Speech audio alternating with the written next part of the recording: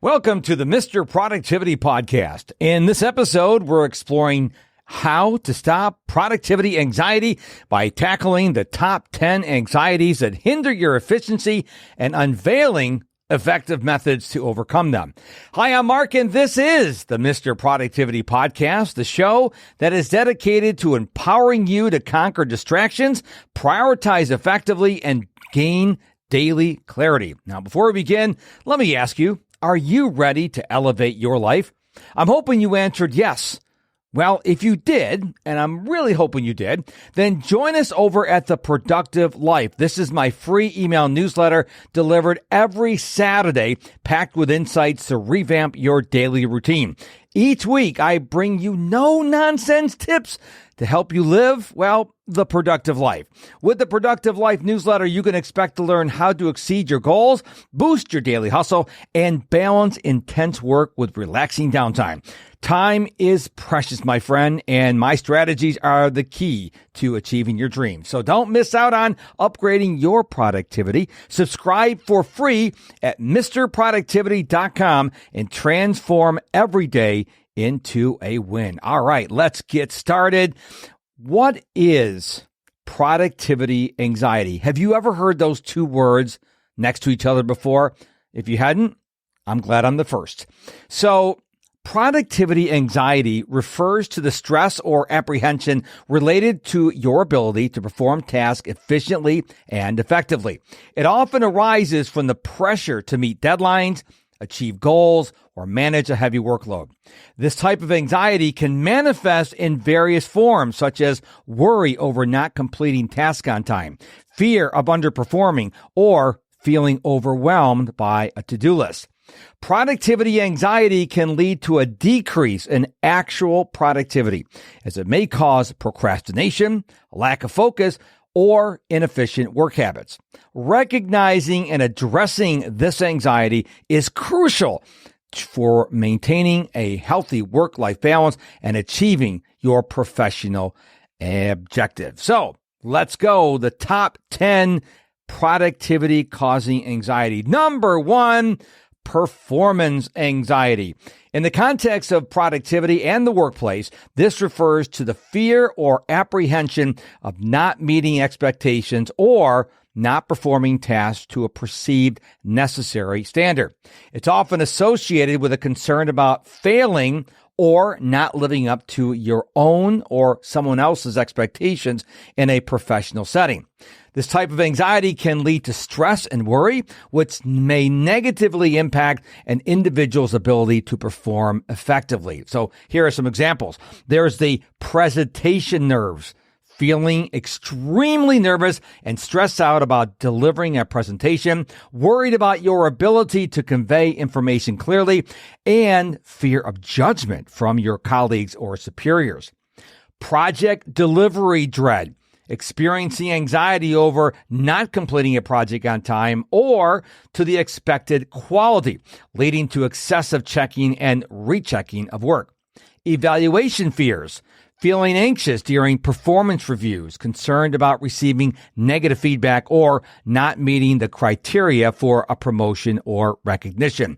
And perfectionism in task, spending an inordinate amount of time on tasks driven by the fear that your work is not good enough can lead to burnout and decreased overall productivity. So, what can you do to overcome this anxiety? Well, set realistic goals. I would encourage you to look at the SMART goals: specific, measurable, achievable, realistic, and time-bound. And number 2, focusing on progress over perfection. Anxiety number 2, decision-making anxiety. This refers to the stress or apprehension associated with making choices, especially when those decisions have significant consequences or multiple options. This form of anxiety stems from the fear of making the wrong choice, leading to potential negative outcomes or missed opportunities. It often results in indecisiveness, procrastination, and over-reliance on others for decision-making. Some examples: choosing a business strategy, feeling overwhelmed by the options for a new business strategy, worried that the wrong choice could lead to financial loss or missed market opportunities. Hiring decisions, struggling to decide which candidate to hire, concerned about the impact of your choice on team dynamics and project success. Investment choices, experiencing anxiety over where to allocate funds, worried about the risk associated with each option and the potential for financial loss. And project prioritization, feeling uncertain about which project to prioritize, concerned about the implications of your choice on team workload and company objectives. 2 ways to deal with this anxiety: breaking decisions into smaller steps. A great resource for you here is the best-selling book, Tiny Habits by B.J. Fogg. He walks you through methodically on how to break decisions into smaller, tiny steps. And number 2, seeking advice through books, courses, and coaches. Anxiety number 3, change-related anxiety. This anxiety refers to the stress or unease experienced in response to alterations in your personal, professional, or social environment. It is often triggered by uncertainty, unfamiliarity, or the perception of loss of control associated with change. It can lead to resistance, reduced adaptability, and difficulty coping with new situations. Some examples of change-related anxiety include organizational restructuring, feeling anxious about job security and role changes due to a company's restructuring, concerned about adapting to new responsibilities or a new team dynamic. Relocation for work, experiencing stress over moving to a new city for a job, worried about leaving your family environment, your familiar environment, I should say, and adjusting to a new workplace community. Adapting to technological changes, feeling overwhelmed by the need to learn new software or adapt to digital tools at work, anxious about keeping up with technological advancements and maintaining efficiency. And shift in leadership, anxiety arising from changes in leadership within an organization where employees are uncertain about new management styles, expectations, and potential shifts in company culture or direction. A couple of coping mechanisms for you here. Staying informed. Don't assume, stay informed, and have a flexibility as you approach things. Don't be rigid.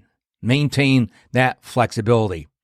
Anxiety number 4, social anxiety in the workplace. Social anxiety in a professional context refers to the fear, nervousness, or discomfort experienced in social situations within the workplace. This type of anxiety often centers around a fear of being judged, embarrassed, or scrutinized by others. It can significantly impact your ability to engage in typical workplace interactions, leading to avoidance of social situations, which can hinder collaboration, communication, and career advancement. Some quick examples of social anxiety in the workplace include networking events, feeling extraordinarily nervous and avoiding attending networking events or industry conferences, fearing you will not know what to say or will be judged by your peers. Speaking up in meetings, struggling with the anxiety of contributing ideas in meetings, worried about how your thoughts will be received, or fearing negative judgment from colleagues or superiors. Public speaking or presentations, experiencing intense anxiety at the thought of giving a presentation or speaking publicly, concerned about stumbling over your words, forgetting points, or being negatively evaluated by the audience. And finally, initiating conversations, difficulty initiating or participating in casual conversations with coworkers due to fear of being awkward or saying something inappropriate, leading to social isolation. So, couple overcoming techniques for you. Number 1, practice. Practice at home. Practice with someone you can trust with. Repetition is the mother skill. And then going along with that, small group interactions. Make sure this group is a trusted group, preferably even better if people in the group are struggling with the same anxiety you are. Anxiety number 5, overwhelm anxiety. This refers to the feeling of intense stress or unease caused by the perception of having too much to handle, whether in terms of tasks, responsibilities, or information. It arises when an individual feels unable to cope with the demands placed upon them, leading to a sense of being overburdened or unable to manage effectively. This type of anxiety can lead to decreased productivity, procrastination, and even burnout. Some quick examples of overwhelm anxiety include multitasking with multiple deadlines, facing simultaneous deadlines for various projects, feeling unable to prioritize effectively or manage your time, leading to panic and inefficiency. Handling excessive workloads. Overwhelmed by an excessive workload, feeling anxious about your ability to handle all your responsibilities effectively without letting anything slip. Adapting to a new role. Having been recently promoted or changed roles, you feel anxious about your new responsibilities and the increased expectations, worrying about your ability to meet these new challenges. And finally, information overload. You're faced with the need to process and understand a large amount of complex information quickly, feeling overwhelmed and anxious about your ability to comprehend and utilize this information effectively. Couple management tips for you here. Learn the art of prioritization. Doesn't matter how you do it. 1, 2, 3, 4, A, B, C, D. It doesn't matter. Learn, go research on how to prioritize your task, and then delegate. I teach a framework called the O-Day framework: outsource, delegate, automate, and eliminate. Learn to delegate some of the tasks to get them off your plate. Anxiety number 6, fear of failure. Fear of failure anxiety refers to the apprehension or distress associated with the possibility of not achieving success or meeting standards in various endeavors. This anxiety is often characterized by a worry over consequences of failing, which can include embarrassment, a loss of confidence, or a perceived reduction of one's professional or personal worth. It can lead to avoidance of challenging tasks, overcautious behavior, or excessive perfectionism, hindering personal growth and productivity. Here are some quick examples of the fear of failure anxiety. Starting a new business venture, hesitating to launch a new business due to the fear of venture failing, worrying about financial loss, and personal reputation. Taking on high-profile projects, avoiding involvement in high-profile or high-risk projects at work, anxious about the possibility of failure and its impact on your career trajectory. Career advancement opportunities, reluctance to apply for promotion or take on new roles, fearing you might not meet the expectations and potentially face a setback in your career. And innovative problem solving, holding back from suggesting innovative solutions in a team setting, concern that your ideas might not work, leading to criticism or judgment from colleagues. A couple tips for you here to deal with this anxiety. Reframe the failure. Take the failure as you have it, reframe it so it's easier for you to deal with. And number 2, focus on incremental changes. Don't go from step 1 to step 15. Go from step 1 to step 2. Anxiety number 7, imposter syndrome. This anxiety refers to the persistent internal experience of self-doubt and feelings of inadequacy despite evidence of your competence and success. Individuals with this anxiety often believe they are not as competent as others perceive them to be and fear being exposed as a fraud. This can lead to a lack of confidence, overworking to compensate for perceived shortcomings, and difficulty accepting success. Here are some quick examples of imposter syndrome anxiety. After receiving a promotion, despite having been promoted, you feel like you don't truly deserve the new position, and you constantly fear that you'll be found out for not being as capable as others think. Accolades and achievements, receiving accolades and recognition for your work, but internally struggling with the feeling that you only achieve success through luck, not through your skills or hard work.